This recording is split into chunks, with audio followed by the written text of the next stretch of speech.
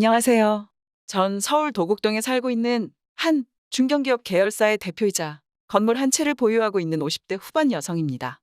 전 구루마에서 배추 장사를 하시던 아버지와 서울 가락동에서 삭바느질로 생계를 이어가시던 어머니 밑에서 자라 중고등학교도 검정고시를 통해 졸업하고 겨우 들어간 대학을 다니며 제 인생을 개척해온 저만의 얘기를 들려드리고자 합니다. 제 예전 시절은 항상 가난과 함께한 삶이었는데요. 뭐 하나 배불리 먹을 수 없는 상황들의 연속이었습니다. 그런 삶에 지쳐 있다 보니 정말 그 배고픔을 이기기 위해 가진 애를 썼던 기억이 참으로 많습니다. 그런 가정 밑에서 태어나 대학을 다니며 제 나름의 꿈을 향해 전진해 나갔던 제가 어떻게 직원 100여 명을 데리고 있는 회사는 물론이고 건물까지 소유하게 되었냐고요? 그럼 지금부터 저희 그 놀라운 이야기를 들려드리도록 하겠습니다.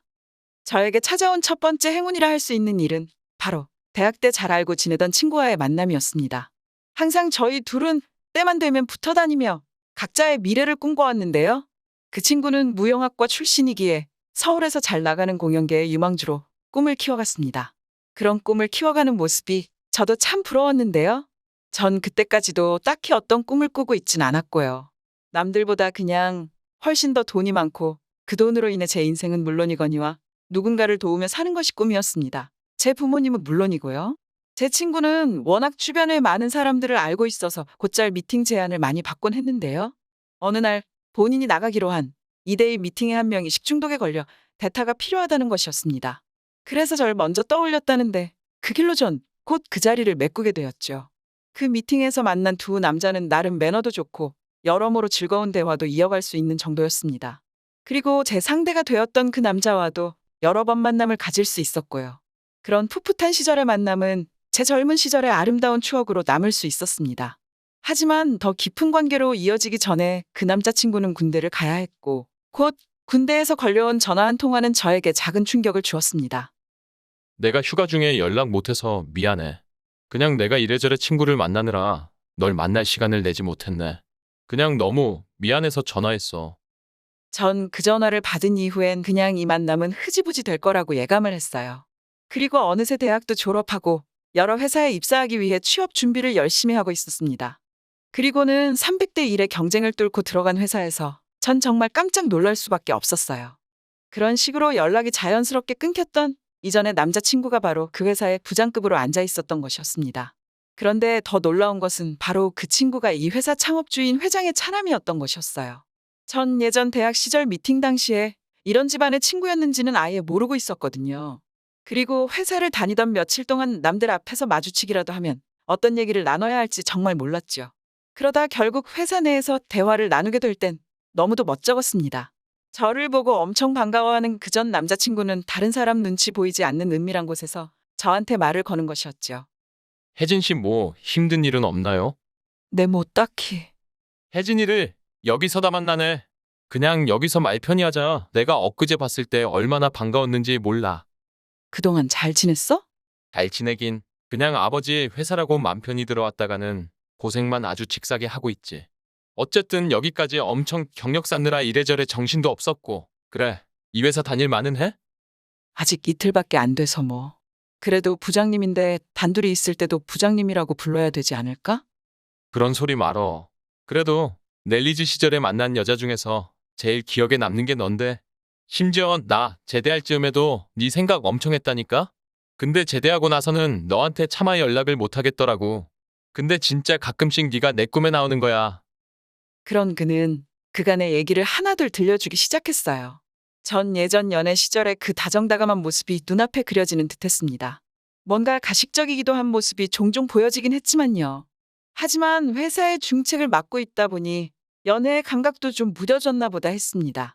그래도 회사 밖에서 가끔씩 만나면 역시 그때 제가 좋아하던 그런 감정도 조금씩 되살아나는 듯했습니다. 그러다 저희는 결국 연애를 시작하게 되었고 그로부터 1년 뒤에 직장 상사와 부하 직원이라는 타이틀로 결혼까지 하게 되었죠. 이때만 해도 정말 꿈 같은 일들의 연속이었습니다. 어린 시절에는 상상도 할 수 없던 값비싼 옷과 식기, 화려한 인테리어로 치장된 집에서의 생활은 정말 제복이 한도 끝도 없이 넘쳐오르는 듯 했습니다. 그리고 무엇보다 이 작지만 큰 기업의 회장님은 워낙 인자하신 분이라 저한테 있어서도 첫인상이 굉장히 좋았던 편이었습니다. 물론 인품 높으시기로는 사내에서 소문이 자자한 분이셨고요. 전 그런 시아버지를 집에서 뵐 때는 시아버님이라 부르다가도 직장 동료들 사이에선 좀 어색한 기분으로 회장님이라 불러야 했죠. 그런 제 남편은 얼마 후 사장이 되기 위한 준비 과정에 돌입하기 시작했습니다. 전 그런 남편이 한편으로는 참 선택받은 인생이란 생각에 부럽기도 했고요. 하지만 한편으론 그리 정감 가는 모습은 아닌 것 같았습니다. 워낙 가정에도 충실한 편이었지만 그 사장이 되기 위한 준비 과정에 들어갈 때부터는 정말 얼굴 볼 새도 없이 바쁘기만 하더라고요. 때론 회사 내에서 지나쳐갈 때 그 모습을 바라볼 때면 정말 일에 미쳐있는 사람 같이 보이기도 했습니다. 야근은 기본이었고 때마다 임원 미팅이다. 전체 회의다 뭐다 해서 정말 회사 내에서도 가장 바쁜 사람으로 정평이 나 있었습니다. 그로부터 얼마 후 전 육아휴직을 내야 했고 아이를 잘 순산할 수 있었죠. 그 어린 아들을 전적으로 키워볼까도 생각했는데 남편이 이런 말을 하더군요. 자기가 일하고 싶으면 언제든지 일을 할 수 있도록 내가 조치를 해놓을 테니까 자기가 쉴 만큼 푹 쉬고 원하면 어디 해외여행이라도 다녀와. 아이는 보육사에 맡겨놓는 식으로 절 배려해주는 남편이 너무도 고마웠습니다. 그래서 꽤 오랜 기간 휴식 기간을 갖고 저 나름의 충전을 할 수 있었는데요. 그런 여행을 다녀와서도 남편은 일이 없을 땐 일 끝내곤 집으로 곧장 들어와 제 기운을 북돋아주는 말들로 대화 시간도 가져주는 것이었습니다. 그래도 회사에 일이 넘쳐날 때면 또 몇 달간은 얼굴을 잘 볼 순 없었지만요. 그런 모습에 전 가정적으로나마 지원을 하고 싶은 마음에 제 아들의 육아에만 전념하기로 결정했습니다. 그 와중에도 또 남편이 정신이 없을 때면 가끔 집에서 마주치시던 시아버지는 때마다 방에 없는 아들 자랑을 곧잘 하시곤 했습니다. 내 첫째도 첫째지만 둘째 아들 녀석도 참 잘 둔 것 같아. 이래저래 건강한 며느리의 아들까지 쑥쑥 잘 낳은 거 보면 난 지금도 너무 대견하다는 생각이 든다니까. 그래도 너무 일에만 미쳐 사는 건 좀 안쓰럽긴 한데 내가 이렇게 만든 건 아닌가 싶기도 하고 말이야. 그래도 아버님 회사를 잘 성장시키는데 제 남편만한 인재도 없는 것 같아요. 그건 그래. 매일 일에만 미쳐 사는 모습을 보면 내가 나중에 큰 고민 없이 물려줘야겠다는 생각도 들긴 들어. 너도 내 아들이 저리 열심히 살 수 있는 것에 한몫했고 말이다. 전 시아버님이 칭찬해 주실 때면 정말 제 남편의 내조를 잘해야겠다는 생각에서부터 하는 일마다 전폭적으로 응원해야겠다는 결심을 했습니다. 그런 남편이 어느 때부터인가는 임원 연수다 직원 연수다 해서 시아버님의 별장으로 며칠 동안 다녀오곤 했는데요. 그 기간 동안엔 외부의 연락도 차단한 채 그들만의 협력을 위해 아주 집중적인 회의를 한다고 들었습니다. 특히 임원 연수엔 회장님이신 시아버님이 꼭 참석을 하셔서 그 연수를 이끌어 가신다고 했는데요. 전 그토록 인자하신 시아버님께서 임원들과 사기를 드높인다는 그 현장이 조금 궁금하기도 했습니다. 그런데 어느 때부턴가 분기별로 한 번씩 있던 연수가 달달이 그것도 매 주말마다 있다고 하니까 전 그런 임원 연수라는 것이 진짜 어떤 것일까 더 궁금증이 커지기 시작했어요. 하지만 남편의 얘기를 들어보면 뭐 그리 궁금할 것도 아닌 듯 싶었습니다. 아버님이 워낙 일에만 치우쳐 계시니까 그냥 처음부터 끝까지 다 일 얘기지 뭐. 평소 회사 내에서 하지 못했던 얘기들도 그렇고 그냥 그 이틀 동안 밤새고 회의만 한다고 보면 돼. 그런 남편의 연수가 이 회사를 더욱 성장시키는 원동력이 된다는 얘기를 들으니 전 남편이 한없이 자랑스럽고 시아버님도 참으로 열심히 사시는 분이라는 생각을 했습니다. 그러고는 몇 달이 지났을까요? 또 2박 3일간의 연수를 마치고 온 남편은 갑자기 배가 아프다면서 회사에서 조퇴까지 해서 집으로 온 것이었습니다. 배가 너무 살살 아프네. 이거 뭔지 모르겠어. 병원에 가봐야 할까? 전 남편이 따로 주치의가 있었기에 그분을 불러 곧 진찰을 받도록 했습니다. 그러자 급성장염이라고 하더군요. 저는 의사가 처방한 약을 곧장 남편에게 먹이고 이래저래 장염 치료 방법을 인터넷으로 찾아보기까지 하면서 얼른 낫도록 애를 썼습니다. 그런데 남편은 예전에 비서 채용하는 문제로 저한테 고민을 털어놓은 적이 있었는데요. 이전에 있던 비서가 워낙 꼼꼼하지 못한데도 그 모질지 못한 성격에 나가라고도 하지 못하고 있었더라고요. 어느 정도의 문제가 있는지 제가 아는 직원을 통해 알아보니 너무 구멍이 숭숭 뚫려 있는 그런 신입사원 같은 비서였습니다. 그래서 다른 비서를 추천받거나 뽑는데 제가 좀 도와주기로 결심했죠. 그 와중에 제 친구가 떠올랐습니다. 저와 절친이었던 그리고 제가 지금의 남편을 만날 수 있도록 해준 그 무용과 친구가 당시엔 공연일이 뚝 끊겨 비서 일을 하고 있었는데요. 그러다 보니 비서 친구들을 좀 알고 있던 상황이라 그 친구의 추천으로 무용학과 출신의 아주 괜찮은 비서를 고용할 수 있었습니다. 그리고 그 소개받은 비서는 제 귀에까지 들려올 정도로 일을 잘한다고 소문이 자자했어요. 남편의 입으로도 참 마음에 든다는 얘기를 듣자 제 마음도 참으로 뿌듯했습니다. 그런 와중에 바로 남편은 장염을 앓게 된 것이었는데요. 남편이 침대에 누워있기도 잠시 곧바로 남편의 핸드폰으로 전화가 걸려왔습니다. 전화를 받은 남편은 회사 일 처리 관련해서 보고를 받아야 한다며 회사 직원이 서류를 갖고 올 거라는 말을 해주었어요. 전 장염으로 누워있는 남편 대신 그 서류를 받아올 생각에 현관벨을 누르는 비서한테로 급히 나가봤죠.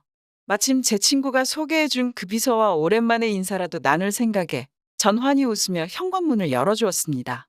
그런데 그 여비서 대신 김 전무가 서류를 들고 서 있는 것이 아니겠습니까? 전무님이 오셨네요? 김 비서가 오는 줄 알고 있었는데? 아, 네, 김 비서는 병가를 내서 지금 자리에 없는 상황이거든요. 그래도 회장님의 지시로 서류 사인이 필요한데 제가 받아가려고 왔습니다. 아, 그렇군요. 김 비서가 어디 안 좋다고 하던가요? 네, 급성 장염이라고 하던데요. 뭘 잘못 먹었는지 오늘 아침에 급히 전화가 왔더라고요. 전 깜짝 놀랐습니다. 지금 제 남편도 장염에 걸려 있는데 똑같은 장염에 걸렸다니요. 남편은 어제 임원 연수를 마치고 온 이후에도 속이 안 좋다고 한 적이 있는데 그렇다면 분명 연수 당시에 먹었던 음식에 문제가 있었던 거 아닌가 싶었습니다. 그런데 비서도 장염이라고 하니까 전 뭔가 쎄한 기분을 느낄 수 있었어요. 하지만 그저 우연의 일치일 거라는 생각에 전 그 서류를 남편에게 전해주고 곧장 제 일을 봤습니다. 그런데 계속 약 먹고 누워있던 남편이 자신의 서류 가방을 찾는 것이었어요. 어디 집 안에 둔 것 같다는데 제가 이곳저곳을 대신 찾다 보니까 어제 연수에 들고 간 서류 가방을 찾는 것 같더라고요. 그래서 어차피 집에는 확실히 없는 것 같아 남편이 연수를 다녀올 때 타고 간 차량을 확인해 보기로 했습니다. 그래서 그 차를 운전하는 윤 기사에게 연락해 차 안에 가방이 있는지 없는지 확인을 부탁했죠. 그러자 윤 기사가 제가 어제 운전하진 않았어서요. 그 차는 지금 사모님 댁 주차장에 있을 텐데요. 윤 기사님이 운전을 안 했으면 그럼 누가 했다는 거죠? 부사장님이 직접 하신다고 해서 전 그냥 집에서 쉬었습니다. 직접 운전을 했다고요? 아니, 운전을 아예 안 하는 분이 왜 갑자기 운전을 한 거죠? 네. 그 이유는 저도 잘 모르겠는데요. 어쨌든 그 가방을 찾으신다면 그 1호 차량 조수석에 있을 겁니다. 보통 거기다 놓으시거든요. 전 전화를 끊자마자 그 가방을 찾으러 지하 주차장으로 내려왔어요. 그러자 그곳에 진짜로 그 1호 차량이 서 있는 것이었습니다. 전 보조키를 가지고 그 차량의 조수석 문을 열어봤어요. 하지만 가방은 없었고 이리저리 차 안쪽을 두리번거리던 중 전 뒷좌석 바닥에 있는 가방을 발견할 수 있었습니다. 그 가방을 들고 나오는 와중에도 남편이 전혀 하지 않던 운전을 왜 했을까 싶은 생각이 들었어요. 항상 기사를 대동해 운전을 해왔지 자신이 운전을 했다는 얘긴 근래 5년간 단 한 번도 들어보지 못한 얘기였습니다. 심지어 저와 나들이를 나갈 때도 기사를 불러 나가곤 했으니까요.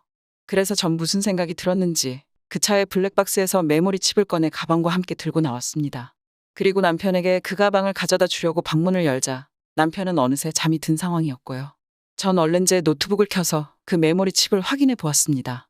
평소 남편은 운전에 대한 겁이 많은 편이라서 거의 장롱면허인 것으로 알고 있었는데요. 하지만 블랙박스의 영상은 달랐습니다. 뭔가 고속 주행을 하고 있는 차 안의 모습이 찍혀 있었어요. 그리고 남편의 목소리가 들려왔습니다. 앞차 뭐야 이거? 뭘 이렇게 천천히 가는 거야? 지금 시간 없어 죽겠는데. 아, 이거밖에 속도를 못 내나. 그런데 그때였어요. 아이, 오빠 천천히 가. 뭐 거기 기다리는 사람도 없는데 왜 그래? 기다리는 사람이 없기엔 우리 둘만의 방이 기다리고 있는데. 그럼 이리로 비켜서 세게 밟아봐. 난 오빠가 속도 낼 때 제일 섹시한 것 같던데. 정말? 알았어. 저 옆차 지나가고 내가 한번 달려주지 뭐. 진작 말하지 그랬어. 전 이 둘의 대화를 들으며 정말 입을 다물 수가 없었습니다. 그 여자의 목소리도 굉장히 귀에 익숙한 소리였으니까요. 오빠 근데 임원 연수라고 뻥치고 가는 거 그 오빠 부인이 의심하지 않아? 무슨 의심을 해? 우리 아버지도 같이 회의하는 걸로 아는데 내 마누라는 우리 아버지가 껴있는 회의라면 일절 의심할 수가 없어. 그러니까 우리 애기는 걱정 안 해도 돼요. 하긴 가끔 보면 좀 눈치가 없는 것 같긴 했는데 그래도 오빠 연수 때마다 우리 둘이 시간 보낼 수 있어서 너무 좋다. 아버님 별장도 진짜 마음에 들어. 거기 리모델링도 최근에 한 거 아냐? 난 특히 욕실 인테리어가 여기만 한 데가 없는 것 같더라고. 그러니까 내가 너랑 거기서 시간 제일 많이 보내잖아. 아버지도 아버지 방이 욕실이 제일 좋은 줄 아시는데 내가 리모델링 할 때 우리 방을 제일 신경 썼지. 진짜 짱이다. 역시 오빠는 내 취향을 안다니까. 근데 이 아버님 모임이 사교 모임이라는 거 회장님, 사모님도 눈치 못 채셨을라나? 아, 당근이지. 아버님이 얼마나 철저하신 분인데 우리 아버지 덕에 내가 너랑도 이렇게 만날 수 있는 거니까 이게 다 우리 회장님 덕분이라고 생각해. 나중에는 해외 지사도 내니까 그때는 우리 해외여행도 그냥 갈 수 있는 거라고. 아버지도 지금 만나는 애인 꽤나 오래 만나실 것 같던데. 전 정말 경악할 수밖에 없었습니다. 이들의 대화는 물론이고 그 여자의 목소리는 제가 추천해서 데려온 윤 비서의 목소리였으니까요. 결국 그 별장에 도착해 차에서 내린 그들이 서로 포옹을 한 채로 별장 가까이 걸어가는 모습은 정말 가관이었습니다. 전 그 칩을 빼낸 뒤에 한동안 생각에 잠겼어요. 이들의 행태를 어떻게 폭로를 해야 되나의 생각에서부터 이런 더러운 바람둥이 집안에서 제 아들을 지키고 제가 얻어낼 수 있는 최대한의 정신적, 물질적 손해배상 청구에 대한 방법을 떠올리기 시작했습니다. 물론 그것의 결정적인 증거는 이 메모리 칩이었고요. 전 일단 방에서 자는 남편을 깨울 생각도 없이 얼른 제 애를 들쳐업고 바로 집 밖으로 뛰쳐나왔습니다. 그리고 바로 이혼 소송을 준비했어요. 물론 제가 가진 블랙박스 영상의 복사본을 남편 변호사 측에 이미 보내놓은 상황이었습니다. 그러자 얼마 후 남편한테서 전화가 걸려오는 것이었어요. 전 그 목소리조차 듣고 싶지 않았지만 그래도 무슨 소리를 하려는 건지 마지막으로 한번 들어보기로 했습니다. 전화 받았습니다. 그래, 아직까진 네 시엠이다. 전 흠칫 놀랐어요. 분명 그 사람의 번호였건만 시어머니의 목소리는 전혀 예상치 못한 것이었으니까요. 그래, 내 아들하고 말 섞기 싫은 건 나도 이해한다. 근데 무엇보다 네 시애비가 이런 모습이라 내가 좀 창피하긴 하네. 어쨌든 다른 건 몰라도 네가 제일 상처받지 않았나 싶다. 그 마음 내가 잘 아니까. 그거 어찌하면 좋겠니? 그 영상의 원본 파일 얘기였습니다. 이것의 존재를 남편 가족들에게 내보이고 난 이후 남편 측 변호사는 그 원본 파일 넘기는 것에 대해 물어왔거든요. 어쨌든 그 블랙박스 영상 다른 누구한테도 보여준 적 없는 거지? 그건 그렇죠 뭐. 그럼 아직도 그 원본 파일 줄 생각이 없는 게야? 이건 엄연히 증거자료고요. 전 맘만 먹으면 법원에 제출할 생각입니다. 어쨌든 전 제 아이의 양육권은 무조건 가져와야 되니까요. 그럼 어쨌든 내 남편은 내가 알아서 할 일이지만 며느리 너 그럼 양육권 갖는 조건으로 그 원본 영상 이쪽으로 넘기거라. 근데 대신 이 일은 다 쉬쉬하는 걸로 해서 며느리 네가 양육권 다 가져가는 거 이거 어떠냐? 괜찮지? 전 그 말씀을 딱히 예상하고 있진 못했어서 그런지 순간 당황한 티를 안 내려 좀 노력해야 했습니다. 글쎄요, 그건 생각을 좀 해봐야겠는데요. 아니, 도대체 그걸로 얼마나 뜯어낼 생각인 거야? 우리 집이 무슨 호구로 보여? 회사 지분도 좀 달래서 위자료 빼고 그거라도 챙겨준다고 했으면 됐지. 지금 나만 잘못한 걸로 뒤집어 씌우는데 넌 뭐 집에서 판판히 놀기만 했지. 뭘 그렇게 다 잘하고 나만 잘못한 건데. 어디 너 나 아니었으면. 전 정말 어이를 상실할 수밖에 없었습니다. 넌 그냥 조용히 있어. 뭐가 됐든 내 아들도 아들이지만 네가 우리 집안이랑 부딪혀서 괜한 수렁에나 빠지지 않았으면 좋겠다. 뭐 사내가 돼가지고 혈육이 왕성하다 보니까 그걸 풀 때를 좀 찾을 수도 있고 그런 거지. 아니 그래도 네가 좀 남들보다 예민한 구석이 있을 수도 있나 잘 한번 생각해보라고. 뭐 이건 시애미로서 할 얘기는 아니다만 이 나이 먹고 내 남편 관리 안 된 건 뭐 어쩔 수 없는 거라지만 넌 젊은 애가 네 남편 관리 못한 건 한 번쯤은 생각해 봐야 할 문제라고. 어디 네가 속궁합 좀 잘 맞춰줬으면 뭐 그런 일이 없었을 수도 있는 거 아니겠니? 전 전화를 바로 끊어버리려다가 이를 악물고 참았습니다. 뭐라도 한마디 해야 할 것만 같았으니까요. 네 딱한 집안 사정 알면서도 우리 집안이 받아줬으면 그걸로 적당한 선에서 물러날 줄 알아야지. 그래도 누릴 거 다 누려봤으면 감히 우리 집안하고 척질이하지 말고 좋은 말로 할 때 원본 영상 가져와. 어디 당신은 옆에서 멍하니만 있지 말고 입이 붙어있으면 뭐라도 말을 해봐요. 내가 뭘 할 말이 있겠나. 그냥 그 내용이 다가 아니니까. 며느라, 그냥 없던 일이라 생각하고 네가 가끔 말하던 그 사업 미천도 내가 대줄 테니까 그 원본 갖고 와라. 내가 뭐 이 아들놈 말처럼 자주 그런 것도 아니었고 말이지. 자주 안 그랬다고? 이 사람이 어디 말을 뻔지를 하려고 모양새를 잡아. 회장이랍시고 앉아서 젊은 여자 무릎에 앉히고 노니 어디 아주 그 노망난 기운이 불끈불끈 솟아난다니. 됐고 며느라 왜 말이 없니? 무슨 대답을 해봐라. 전 잠시 숨을 고르며 입 운동을 했습니다. 그리고는 전화 스피커폰을 씹어먹기 시작했어요. 다들 떼거지로 덤비시니까 아주 퍽이나 사이좋아 보이시는데요? 그 밥에 그나물이라고 뒤가 구린 분들께서 목청 드높이시니까 내 더는 냄새가 나서 못 들어주겠네요. 그냥 이 원본 파일은 평생 당신네들 집안을 따라다닐 거고요. 그리고 너, 내가 소개한 그 비서가 얼마나 더러운 앤지 내가 친구를 통해서 다 들었는데? 그런 너도 똑같은 놈이라는 걸 평생 내 아들한테 알려주지 않을 테니 그거 하나만큼은 다행으로 알아.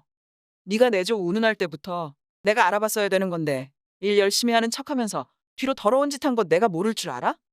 그리고 아버님, 그런 아들을 혼내실 줄 아셔야지. 그런 더러운 별장에서 같이 그러고 다니시는 건 아니지 않나요? 그리고 어머니, 아무리 돈이나 회사가 좋다지만 그런 남편 두고 어디 잠이나 제대로 오시겠어요? 피는 못 속인다고. 그 아비의 그 아들인데 창피해서 어디 얼굴이나 들고 다니시겠어요? 어머니까지 능멸한 저 두 남자들 틈에서 정말 불쌍하기 짝이 없으십니다. 정말 눈물이 날 지경이에요. 그러니 어머니라도 제발 정신 좀 차리시라고요. 하고 전 전화를 끊어버렸습니다. 정말 그땐 속이 시원하더라고요. 그날 이후 전 그 집안 사람들과 마주치는 일은 없었습니다. 어쨌든 그 폭로가 겁이 났는지 전 남편 측은 회사 지분의 일부를 증여해 주었고 매달 수백만 원의 양육비를 보내오고 있습니다. 전 그 사이 목돈을 모아 건물 한 채도 장만할 수가 있었고요. 작은 회사도 꾸려 잘 키워나가고 있습니다. 또 예전에 저처럼 어려운 가정 형편에 놓인 아이들을 위해 그들이 꿈을 잘 펼칠 수 있도록 돕고 있고요. 이런 제 삶의 변화가 꽤나 놀라울 수 있으실 텐데요. 제 결혼 생활은 너무도 뼈아픈 일이 되었으나 그래도 어려운 시절을 함께 보냈던 제 가족은 물론이고 그 밖에 불우이웃을 도우며 살 수 있다는 것에 어느 정도의 만족감을 느끼고 있답니다. 그럼 여러분도 제가 겪은 경험처럼 꼭 죗값을 치러야 할 사람들과 맞닥뜨린 경험을 갖고 계시거나 현재도 그런 상황에 놓여 계시다면 작지만 진심의 응원을 해드리고 싶네요. 그럼 여기까지 들어주신 모든 분들께 감사드리고요. 여러분들의 집안에는 올 한해 평안만이 가득하시길 바라겠습니다. 그럼 모두 행복하세요.